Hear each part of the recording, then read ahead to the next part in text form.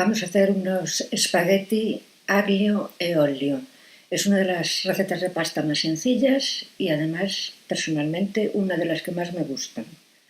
Para hacerla necesitamos para 2 personas, en primer lugar, los espaguetis, 180 gramos, aproximadamente, ajo al gusto, guindilla al gusto, aceite de oliva y, por último, y opcional, queso rallado para espolvorear al servir.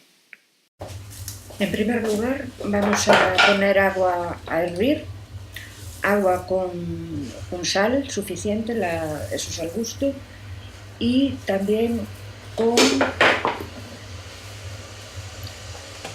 un buen chorro de aceite para evitar que se pegue la pasta. Cuando esté hirviendo echaremos los espaguetis. El agua ya está hirviendo y echamos los espaguetis. Los vamos a dejar cocer hasta que estén al dente y removiendo de vez en cuando para que no se peguen.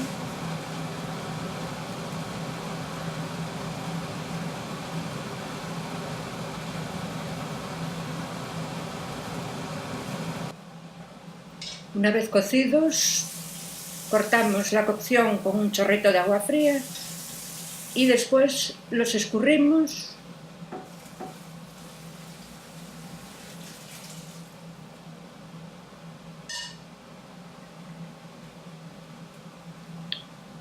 y los reservamos para echar después al ajo.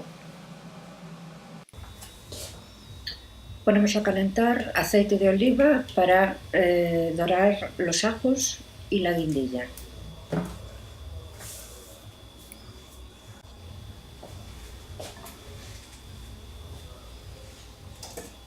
Ponemos los ajos, la cantidad al gusto y esperamos a que empiecen a dorarse. Ahora vamos a echar la guindilla, también al gusto, depende de lo picante que nos guste el plato.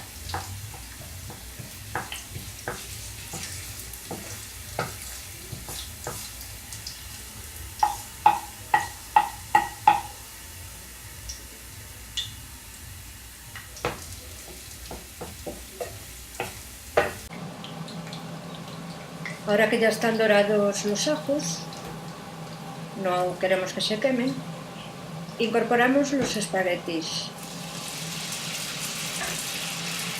y removemos bien, salteando hasta que se impregnen bien del sabor a ajo y estén calentitos.